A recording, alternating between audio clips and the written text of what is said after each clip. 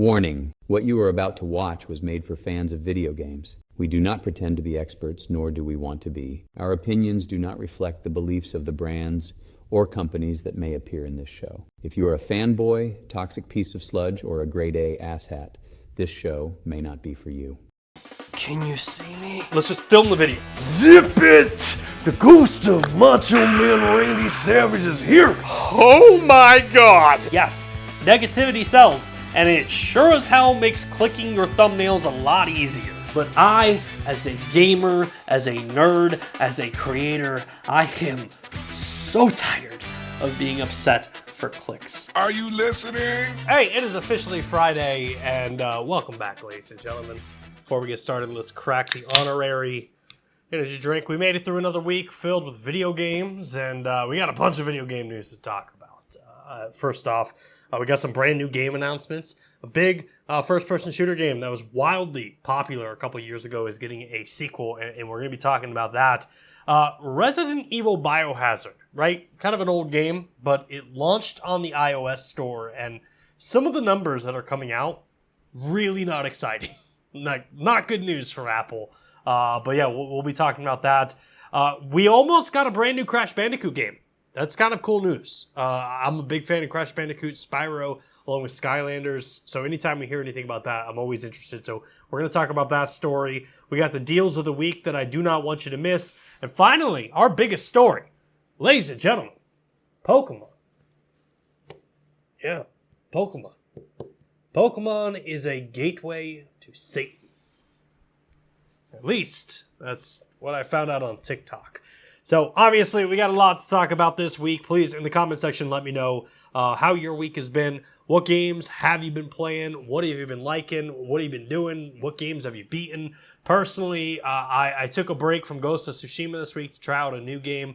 I jumped into the Concord beta, which I keep messing this name up because it's called Concord. It's a PlayStation exclusive if you haven't seen it.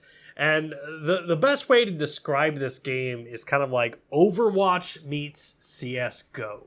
And, you know, they've got these really cool characters, these really, really good, like, maps. Like, that's one thing this game definitely deserves credit for is the maps feel, like, fresh. They feel competitive. They feel like, oh, man, you could really get an advantage here if you learn these.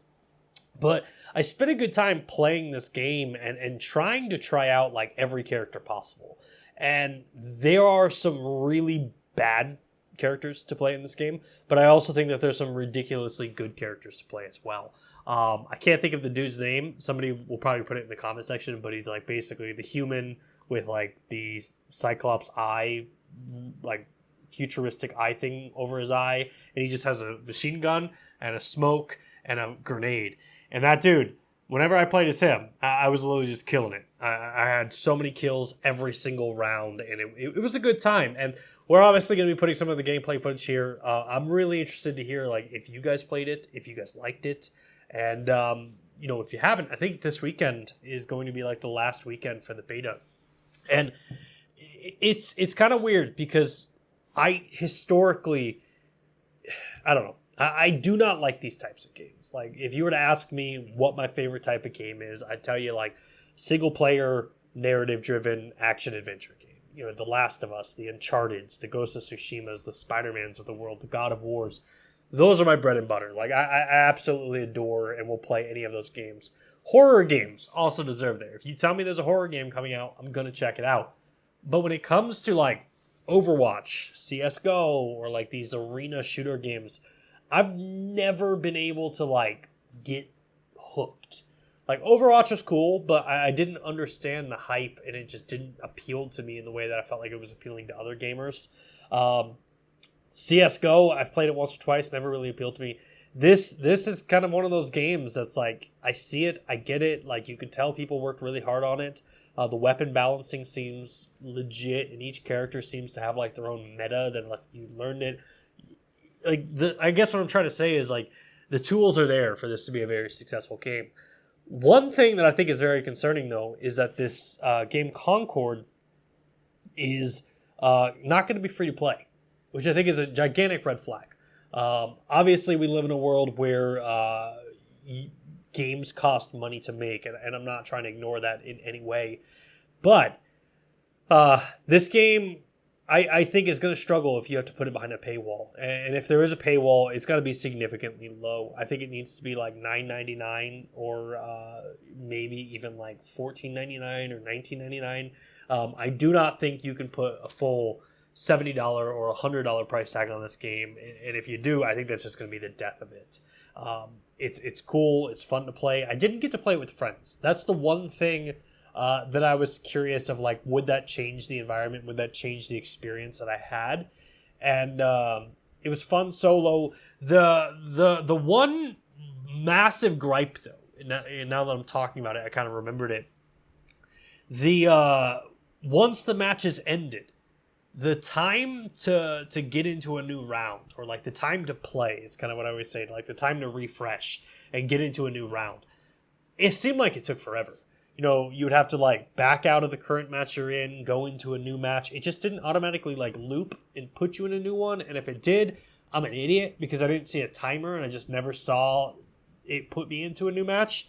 But like that for me is something that's so important because like I look at a game like Fortnite, and Fortnite does such a masterful job at that, where once you beat a game, the time to the next match is less than 10 seconds or 12 seconds and you're in. So you can kind of have this addictive loop of playing. And I really do think that's something that Concord could improve on, is making that loop of playing and playing and playing better.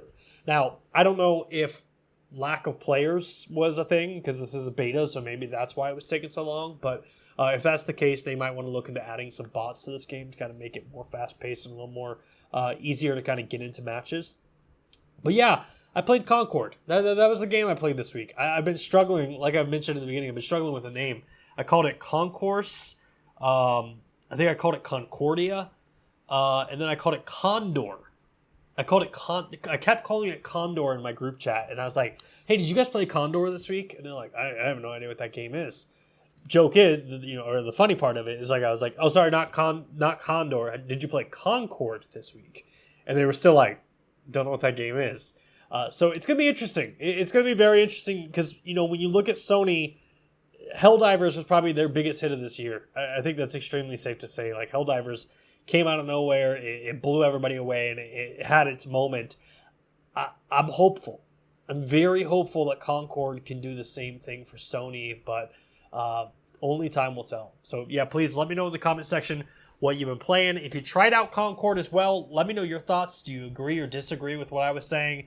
And was I wrong about the time to play? Because if not, that changes my opinion on the game drastically. Now, from the games we played this week, obviously we got a brand new show. It's a brand new episode. We have a brand new week of new game announcements. I had 3 games that I wanted to highlight that I thought are super cool. First one, last year I played a game called Splitgate. Obviously, I don't think it released last year, but I think it was like 2 years ago it came out. But Splitgate, best way to describe this game is OG Halo meets Portal, right? It's very run and gun, but you can also throw up portals and jump in between portals and like teleport around the map. It's such a fun, fast-paced shooter game that's really, really cool. Well, this week, the developer behind the game announced Splitgate 2, which is currently slated to launch for 2025 for PlayStation, Xbox, and PC. And I've got a lot of hopes here. I genuinely hope that they maybe expand this game. I'm not expecting a story at all with Splitgate 2, but I would like to see them kind of expand and grow into that medium and maybe come up with some unique gameplay mechanics, or even like some new like modes that we didn't have in the first game. And again, I'm not going to be the guy to be like, add a battle royale to it or battle royale to the game. No, that's not what I'm trying to say. I feel like the game is really unique. The gameplay is super smooth, and they really got a great foundation with the first game that I hope that they're just not like repainting the first game and releasing it. I hope that they are swinging for the fences here, because they have the ability to take over a market with first-person shooters that for the most part is kind of stale. Like, they're outside of Call of Duty, there's really not another first-person shooter that's like, that's what we're playing this weekend. And Halo Infinite has just struggled since launch. So I think that, the time is ripe for a game like Splitgate 2 to just take over the market. So wish them all the luck with that game. Obviously, as always, we'll include links to the trailers in the description of the video and in the podcast. The second game I want to talk about is a game that I hold very near and dear to my heart. For those of you that are longtime viewers, I was a fan of Google Stadia, and one of the games on Google Stadia was Orcs Must Die 3, and I adored that game. It is and if you've never seen it, it's a tower defense game where you're basically a mage and you have to put down traps and defenses, and meanwhile, like, a horde of orcs is just coming at you. And you gotta hack and slash and make sure the orcs don't reach the portal. Whereas with this is Orcs Must Die Death Trap. And I'm just kind of rewatching this trailer with y'all right now, and it looks really solid. The other side of this, too, is that it looks like it's actually going to be kind of multiplayer, which I think is a solid decision for the developer to kind of move this way. And I'm just trying to scroll down here to see if the developer has put release dates or anything like that. Obviously, this is Robot Entertainment. Shout out to the fellow Texas developer here. Always want to support a local developer from there. But it's going to be available... Oh, the game's completely done on the Unreal Engine 5. That's really dope. The description says, it promises 4-player co-op, roguelite progression, crazier physics-based, and destructive traps in bigger environments. Interestingly enough here, it's currently in development, and it's going to be available for PC via Steam and the Epic Games Store, and the Xbox Series X, and it's slated to arrive in early 2025. So no PlayStation and no Nintendo. Whew! Robot Entertainment, I love you. I love that first game. I will obviously check out Orcs Must Die Death Trap when it launches, but man, I genuinely feel like y'all might be missing the boat by not being on PlayStation. Maybe there's a timed exclusive thing going on there with Xbox. I don't know. But it's also interesting to me, with Nintendo being so close to a new console, that this would be one of those games that if it was a launch title for the new Nintendo console, I feel like it would do so well there. So hopefully for Robot, it's not a timed exclusive. It's just kind of like we couldn't get it through the improvement cycle or whatever it is on that end, and maybe they are working on the new Nintendo console, because genuinely, I as much fun as I had with Orcs Must Die 3, if this game was a launch exclusive for Nintendo with their new, like, let's say the Super Nintendo Switch, 100% this would be a game that I would buy that console for. So yeah, check it out for yourself. Robot Entertainment's Orcs Must Die Death Trap, coming to Xbox Series X and S along with PC early 2025. It looks like a super solid game. And the final game I wanted to talk about is a game that I am completely out of my depth of trying to act like I understand anything about it. So I'm not going to try to say I understand exactly what this is, but I do know we've covered multiple times on the show EA and FIFA separating, and FIFA is a massive game around the world, and EA dropped the reveal trailer for EA Sports FC, or Football Club 25, and essentially this is going to be the replacement for FIFA moving forward. I assume FIFA is probably getting licensing with someone else. Maybe it would be like Ubisoft or maybe 2K. But as, like, if you liked what EA was doing with FIFA and you want a new game like that, EA Sports FC 25 is definitely the game you want to check out here. And we didn't get too many details about, like, hey, this is what the game is. All we know is that it's basically going to be coming to the PlayStation 5, Xbox Series X, PlayStation 4, Xbox One, PC, and Nintendo Switch. Also, interestingly enough, this is going to be offering a new Rush mode, which I guess according to EA is a new 5-on-5 experience that's coming to Football Ultimate Team, which, again, speaking out of my realm here, but like I think that's those trading cards you get. I don't know. But yeah, so EA Sports FC 25, it's another game I wanted to highlight this week. I think it's super cool that EA is continuing that soccer license. And I think that there are going to be a lot of gamers this fall that are going to be like, yo, where's FIFA? Are you going to get the new FIFA? Not understanding that, like, EA lost the rights to produce a FIFA game. But also, kudos to EA proving that, like, my argument all along of, like, did people play FIFA because it was a FIFA game? Or did they play it because EA just created genuinely one of the best soccer simulation games in the world? And I, based off the trailer of what we're seeing here, I really hope that EA FC Sports 25 proves that, like, hey, they weren't playing for the name FIFA. They were playing because we make a really good game. And hopefully that's what we see here moving forward. But yeah, those are the 3 games I wanted to showcase this week. Obviously, there are other games that got revealed or announced. And if I missed something that you feel like we should have talked about, as always, put it in the comment section. I'd love to hear what you're hyped about. But after we talked on these, it kind of leads us in perfectly into the first story that I wanted to talk about. Apple. Apple has been very desperately wanting to get into the gaming market.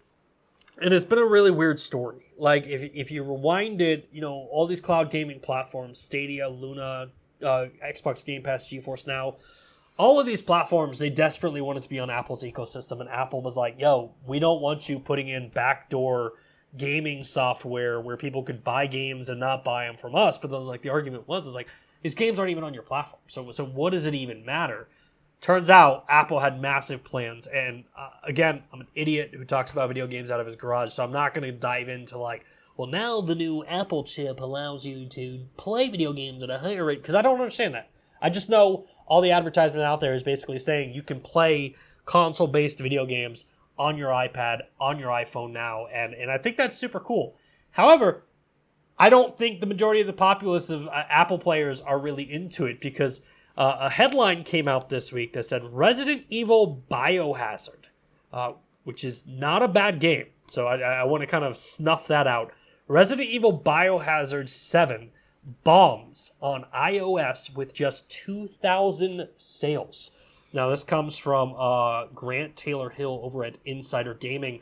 The article says, last year with the launch of the new iPhone 15, Apple announced a slew of AAA games that would be heading to the top-tier model of the next-generation phone, including the likes of Assassin's Creed Mirage, Death Stranding, and Resident Evil Village. These games were lined up to deliver to Apple fans worldwide, but almost every game to be released on the platform has fallen flat on its face, with latest estimates suggesting that Resident Evil 7 Biohazard, the latest release on iOS, has only secured 2,000 sales, roughly netting Capcom a measly $28,000. Now, he goes on later in the article and kind of breaks down some of the other games that he looks at. Assassin's Creed Mirage was less than 3,000 copies sold.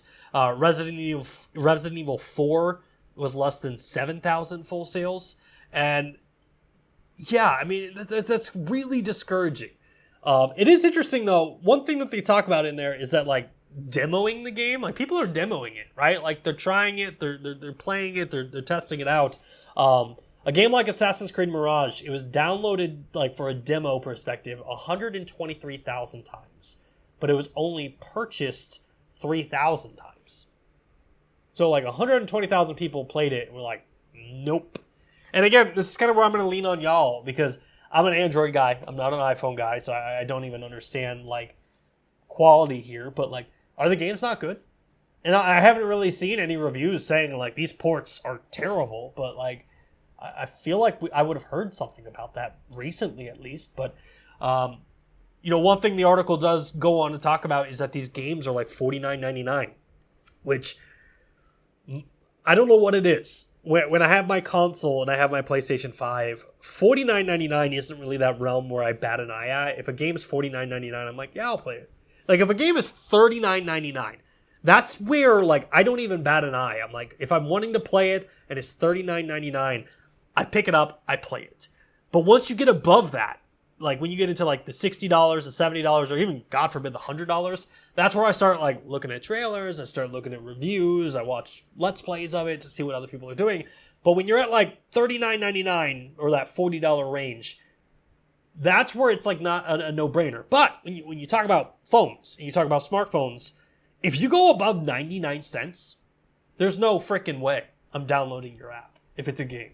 And I know that sounds super, like, hypocritical, but realistically, yeah. I mean, 99 cents is my limit when it comes to games like these. And, all of these titles are running at like $49.99 or $49.99 for, 7-year-old games. So I do think that there's probably a lot of people who are like, I've already played this game. I already own it. I'm not going to buy it on my iPhone.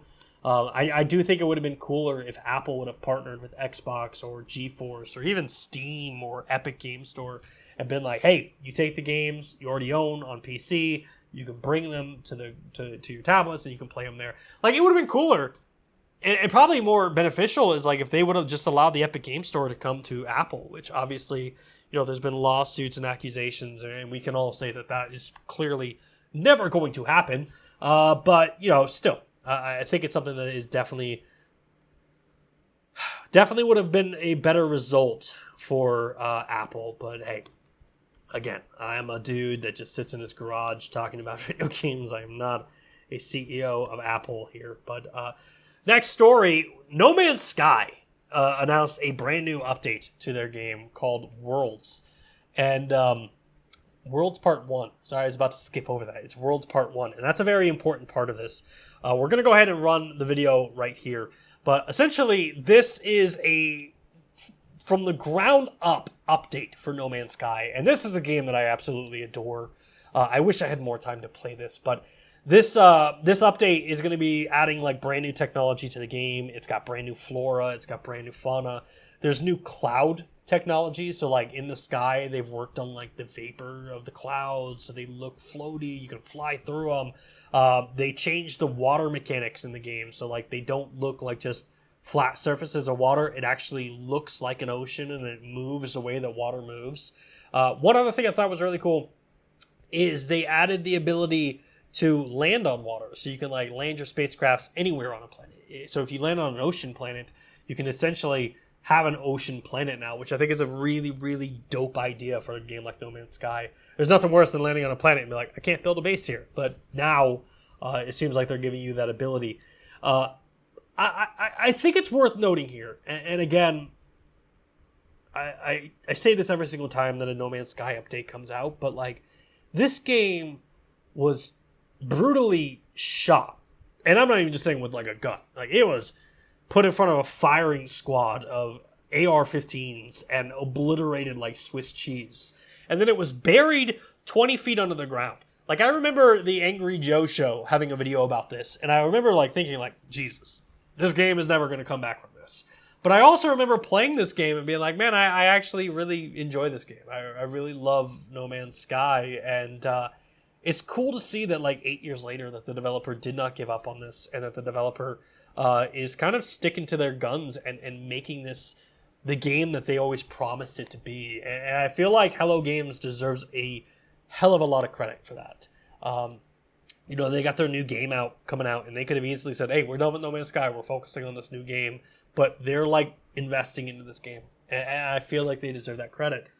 But on the flip side, I also think that there needs to be a conversation among some of the creators or the prominent voices in our industry of realizing that just because a game isn't for us, or just because a game has a faulty launch, you gotta let it cook. You gotta let these games cook, and we gotta let them grow. If Minecraft, the first version of Minecraft that uploaded, if that came out today, and it was just its own standalone game, would we appreciate it for what it is? Or would we say, this game sucks, it's dead on arrival? But we've seen this story happen so many times. No Man's Sky, dead on arrival, but here it is. It's flourishing 7 years later. Fallout 76, dead on arrival. Bethesda will never make another good game again. Bethesda's still here. Bethesda's making good games. And Fallout 76 is thriving with their own active player base. Sea of Thieves. Sea of Thieves was criticized for having zero content in the game. But meanwhile, that game is kicking ass, and it's like the #1 most popular video game on PlayStation right now. So, I don't know. I guess I just wanted to talk about it for #1 because I love talking about No Man's Sky. I love the concept of the game. But I also want to give Hello Games their praise. Thank you for not giving up on this game.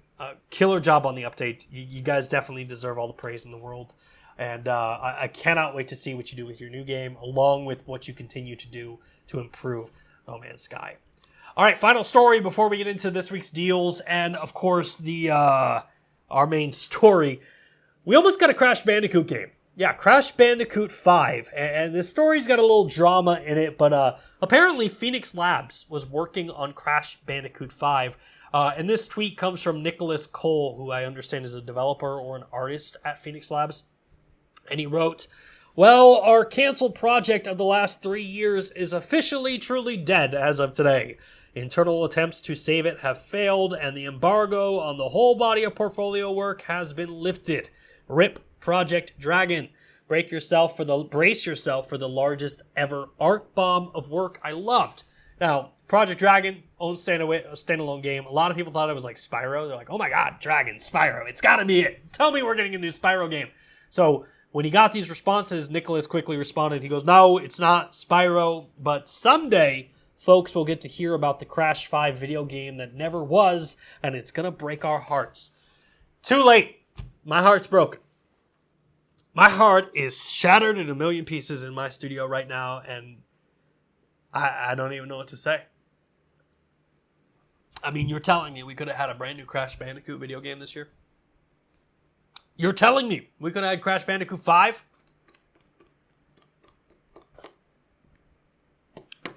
Bummer. That's such bad news. I genuinely love these characters. I grew up with Crash. I grew up with Spyro. So it's like, yeah. Even though I'm 34 years old, still playing.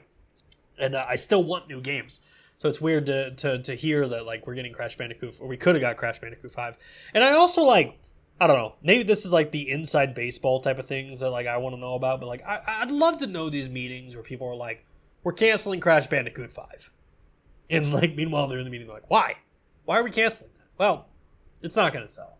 It's not going to be worth it. What the hell are you talking about? Do you not understand that if you put a Crash Bandicoot 5 game out today, it would sell like hotcakes? Let alone, if you put a Skylanders video game out today, it would sell insanely well. Because the generation that grew up playing Skylanders, they now have a thing called expendable income, and they're going to be on like, yo, I want that nostalgia kick. Put it right here. Instead of a portal, just let me just inject those Skylanders just right in here, you know? But, yeah, you know, it's a short story, but I thought it would be interesting to talk about. Crash Bandicoot 5, canceled, and never going to happen. Never going to happen. I'm just going to say that now. Prove me wrong, Phil Spencer. Prove me wrong, Phil Spencer. We are never going to get this game. All right, before we jump into this week's top story, let's talk about the deals of the week. First up, PlayStation users. If you're out there and you own a PlayStation 5, you have free access to 3 months of Apple TV. That's right. They did this promotion a couple years ago, and it's how I watched Ted Lasso for the first time. I just binged the entire show. But yeah, if you own your PlayStation 5, I believe you can go into the App Store in the PlayStation Store and like download the Apple TV app, and you can jump in there and get your free 3 months. Definitely worth doing. There's a really killer Godzilla show. You obviously have other content that's in there where Jake Gyllenhaal's got a brand new movie coming up. Ted Lasso's in there. Ted Lasso's worth the price of admission alone. Definitely worth checking out. But please, PlayStation users, if you're watching the show, head on over to the store, claim your 3 months of Apple TV. And the other one I don't want you to miss is Xbox announced a brand new controller partnership this week with Deadpool. This is actually really funny because like they took a red Xbox controller and made it thick as hell. Like, this thing is double cheeked up on a Tuesday. And Xbox wrote, follow and repost with hashtag Xbox Cheeky Controller Sweepstakes for your chance to win a custom Deadpool Xbox Series X console with 2 cheeky controllers designed by Deadpool himself. Look. Deadpool's one of those that's like it's stupidly popular, and obviously this is funny, and I love these crossovers we get. I don't think that this is gonna work. I think just thinking about the controller and holding cheeks, it's weird, but it makes for a funny story. So if you want these controllers, make sure to head on over to the social media over on X, repost this, follow Xbox, and make sure that you get it. And if you get it, hey, maybe send one of those cheeky controllers our way. Yeah, I'll review it. We'll do a whole video, and then I'll send it back to your way. But I'd like to see it firsthand.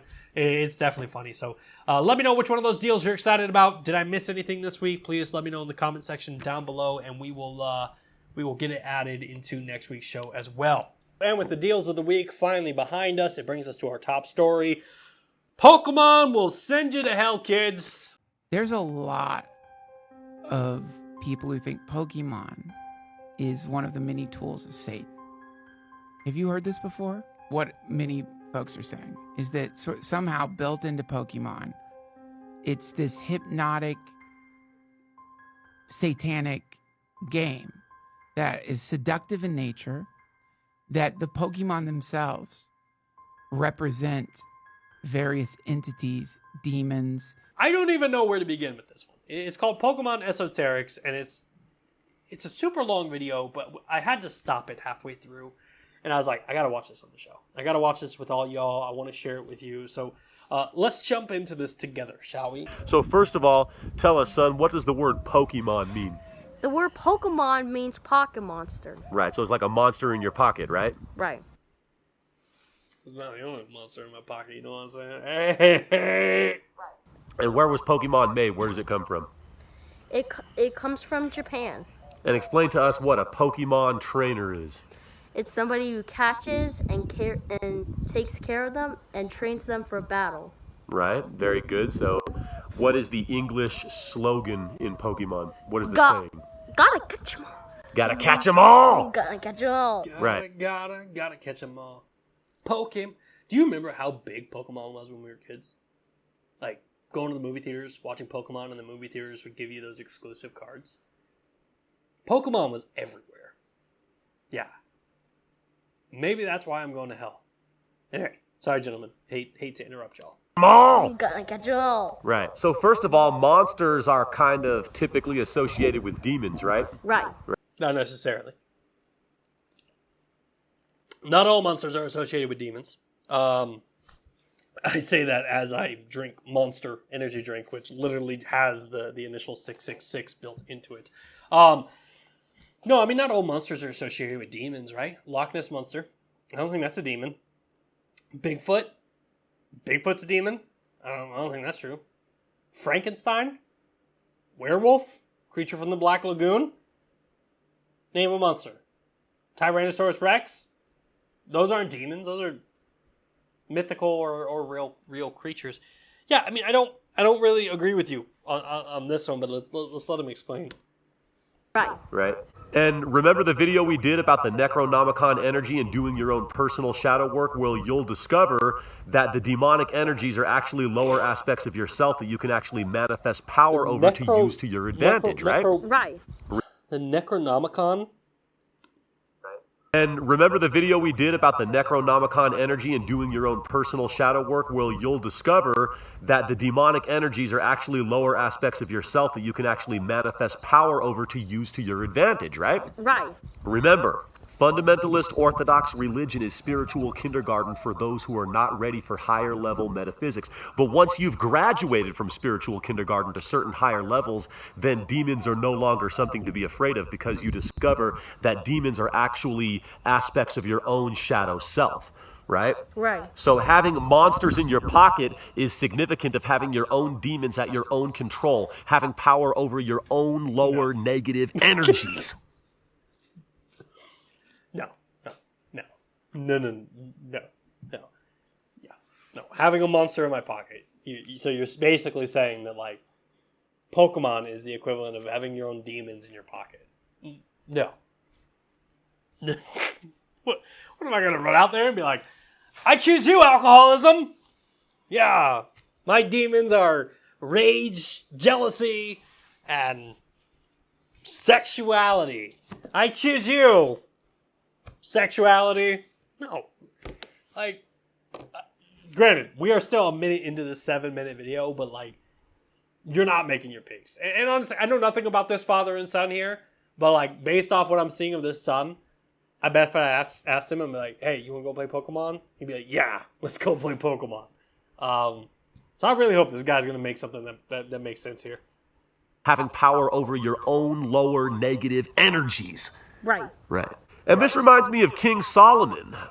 It says in the Quran that Solomon had an army of jinn under his control, at his power, that he had dominion over them, right? Now, Solomon's not a historical person. Solomon means soul of man. This is your story, right? What? Right. So this means that Solomon's not a real person? You gotta look that up. King Solomon is my entire life of Sunday school not like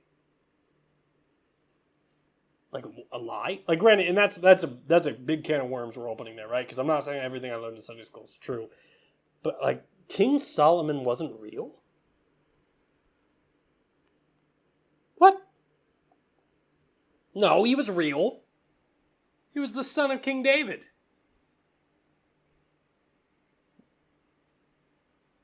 Why would you say that King Solomon wasn't real? Maybe because, like, that wasn't his real name, but, like, he was still king. All right, anyway. Bible podcast coming this Friday. person, Solomon means soul of man. This is your story, right? Right. So this means that Solomon mastered his own lower negative energies within himself. He caught them all. Right. And the Quran says the jinn are created from smokeless fire. Yeah.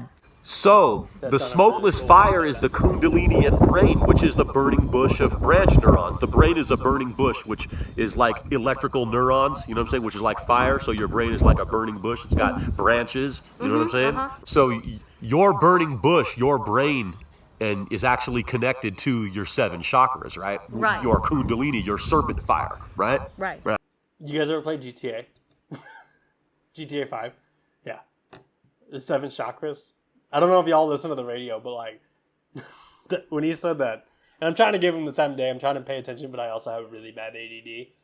When he said that, it reminded me of the GTA 5 channel where the guy's like, you gotta unlock your 7 chakras and give it the I think that's how it went. But I'm not following this guy at all. I'm very lost, and I'm really hoping he gets to here, or gets to a point at least, because I'm giving him way too much time. So the smokeless fire, the fire without smoke, is the kundalini in the mind. Yeah. Right. And there are actually 72 chakras, which are considered unseen negative energies, but only negative in the sense that, you know, feminine meaning submissive energy, not negative. Honestly, in the I'm not sense even that smart it's enough bad, to be you know able to what be I'm like, saying? we have It's 73 just negative chakra. referring to the particular context that masculine energy emits I just or want to know if sends I'm out, going to hell pushes because I play forward, Pokemon. and that's considered positive, the opposite of receiving. Feminine energy receives, which is then considered negative in this context, but not negative in the sense that it's bad or evil. You know what I'm saying? Just negative in the polarity way of thinking about it. You know what I'm saying? Opposite. You know what I'm saying? These two polarities complement each other. You know what I'm saying? And then chapter 72 of the Quran is called Al-Jinn. Surah 72, the Jinn, right? Because you have 72 unseen negative energies within you, which are the 72 total chakras. Okay. There's a total of 72 chakras. There's 150 Pokemon. Right? 72 plus 72 is totally altogether within 148 you, which are considered Pokemon. Boom! Unseen You're going to hell. energies. They're negative because they're submissive. These are, in this sense, considered demonic energies that you can submit to your will. Also, this is the esoteric occult meaning of the Islamic hadith that talks about receiving 72 virgin wives in paradise. This means 72 negative, submissive, feminine energies under the mind's control. Man means mind, right? And the smokeless fire that they come from is multidimensional. So these jinn, these unseen 72 chakras that come from the smokeless fire within you, refuse to bow down to I'm the still stuck in material, like limited human realm. the beginning of as this mentioned in the conversation. Quran. So it's like catching, training, and caring for and teaching your pocket monsters fighting skills has great symbolic significance. This is symbolic of capturing your own internal energies and using to your defensive advantage, right? So you got to catch them all, meaning you got to manifest your master power over every lower unseen energy within you. You got to master all of your negative energies, these underneath chakras. You got to train them to do your will, and we'll get into the number 72 with regard to Pokemon in some later videos. This is just the first of a series of esoteric Pokemon videos we're getting ready to do. Oh, thank God, he's got What do you multiple think, Pokemon esoteric videos coming up. All right, so what else can you tell us about Pokemon, son? Hey, we're back on Pokemon. Well, the year was 1996. where Okay, it so was- Pokemon was founded 6 in years old. I was 1996, 6 years and old what when else? it came out. And also, the person who created Pokemon, and when he was a kid, when he caught bugs, and when he went to the company, he said, instead of bugs, Pokemon. His name was Satoshi Tajiri. Satoshi Tajiri, am I that's saying correct. that right? And I'm going to preface this right now, little kid. You get Satoshi Tajiri's name out your motherfucking mouth. Don't you say anything bad about my boy Satoshi. Satoshi Tajiri, am I saying that right? Yes, Okay. it's Tajiri. Okay. And Satoshi is Satoshi. Good information. It was created by Nintendo. Homie, that was the best information out of this entire video. You've been throwing words out talking about the hidden chakras and the 7 points of 72 demons you gotta master. Homie just gave you a history lesson on Pokemon and its founder, and you're just like, good information. The video's titled Pokemon Esoterics. You've literally spent 30 seconds talking about Pokemon. You haven't even talked about how Pokemon are gonna send you to freaking Nintendo, and the leader of Pokemon Nintendo was Satoshi Tajiri. Right. So I want to point out, too, that the Japanese people have a significant mythological history of demonology called yokai. And yokai are a class of, supernatural entities in Japanese folklore. Anytime someone says, I also would like to point out that the Japanese people, I'm like, oh, hey. But I'm glad he said, Japanese have a very strong mythology of demons, so let's... Folklore, and there are apparently some Pokemon that are based on certain yokai figures, and we'll get into more of that later. Also, the name Nintendo is commonly assumed to mean leave luck to heaven, if I recall correctly. Leave luck to heaven? That's probably because they started off as a trading company for, gambling in Japan. Before they got into video games, they were a trading card company. So it's like if leave luck to heaven, that would make sense with them being a trading card company. Please, Mr. TikTok, sir, explain to me how that is bad. Recall correctly, that's what Nintendo means. It means leave luck to heaven, Yeah. right? Right. But the assumption lacks historical validation. It can also be translated as the Temple of the Hanufuda, right? And the Hanufuda cards can be interpreted to be like sort of a Japanese kind of tarot cards. So in a certain sense, it's like Japanese tarot. So Nintendo actually means leave luck to heaven, and your heaven is what you make it for yourself. Or Nintendo could mean the Temple of the Japanese tarot cards. Right. Right, so it's kind of deep, Kind of deep. Yeah. Yeah. All right, let's talk about the name of the founder. What is his name? Satoshi Tajiri? Satoshi Yeah, Satoshi Tajiri. Tajiri. Right, so what I want to point out is the name Satoshi is primarily male name of Japanese origin that means intelligent history, right? So we talked about the history of the yokai, the Japanese demonology, and King Solomon. So Satoshi means intelligent history, so it's connected here, you know what I'm saying?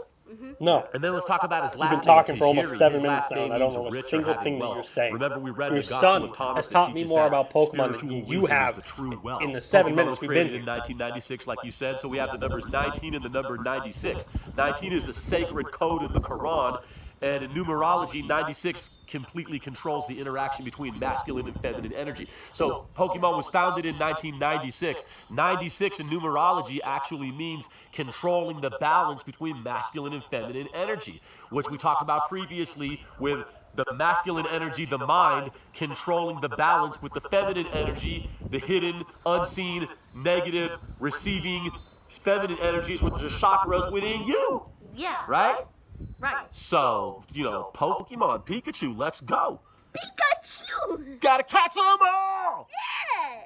Pikachu! He was so hyped at the end of that video. And I wish you could see my face right now. And I consider myself a decently well-read, intelligent individual, but I grasped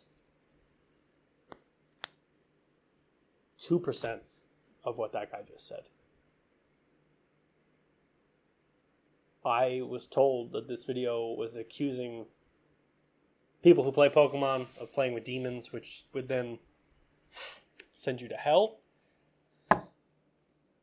And honestly, I don't know anything.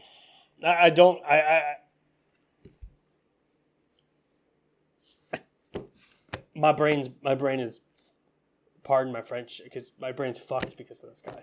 I literally feel like I got a fucking mental lobotomy from this guy of just word vomit that meant absolutely nothing. And this is the problem, because like sites like TikTok, you have these theories that go wild, right? They're like, oh, look, and it's like, no, you can create this so easily. Oh, there's 72 hidden chakras. 72 plus 72 is 148, which is the exact amount of Pokemon. What's 151 minus 140? What's 151 minus 148? It's 3. And if you take 3 and you put that into Pokemon, that gives you Charizard. And Charizard, no, it gives you Venusaur. Almost messed up there. And Venusaur evolves into Ivysaur. Ivysaur evolves into Venusaur, and Bulbasaur evolves into Ivysaur. And if you take Bulbasaur, who's the number 1 Pokemon, the first Pokemon in the entire Pokedex category, and you numerize his letters and his name, and you put it in an alphanumeric pattern, it gives you the total of 666. Pokemon, like that's literally what I felt like I just sat through for the last 7 minutes, and I feel like I need to apologize to the audience for that. Like,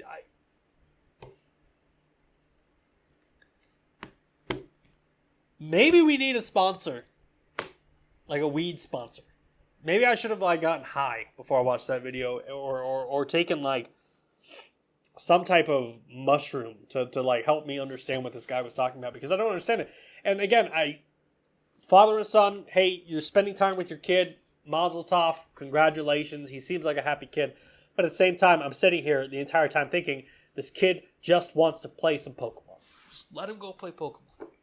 And meanwhile, he's like agreeing with his dad. And if I'm questioning my intelligence now of like, the kid got it. How am I not understanding? I don't know.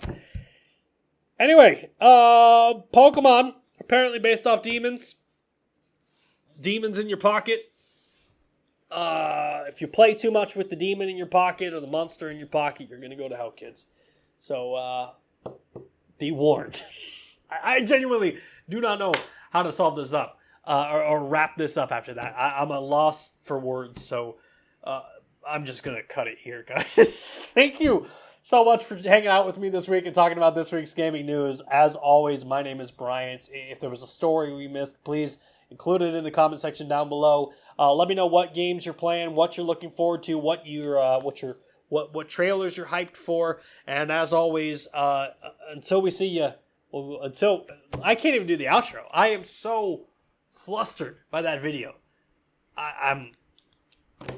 You know that guy from Billy Madison who's like, you literally gave an answer that was so dumb that everybody in the room, everybody that watches this video, everyone that listens to the Nerf Report is now 15% dumber for having heard that. I award you no points, and may God have mercy on your soul. We're wrapping it up. That's where we're ending the show this week. Thank you guys so much for watching and listening. If there's any other videos out there that you want us to react to or watch with you on the channel on next week's episodes, please make sure to send them our way, put them in the comment section, tag us on social media, or send it to us in our DMs. My name is Bryant. This has been the Nerf Report, and until next time, we will see you in the next video. Thanks for watching.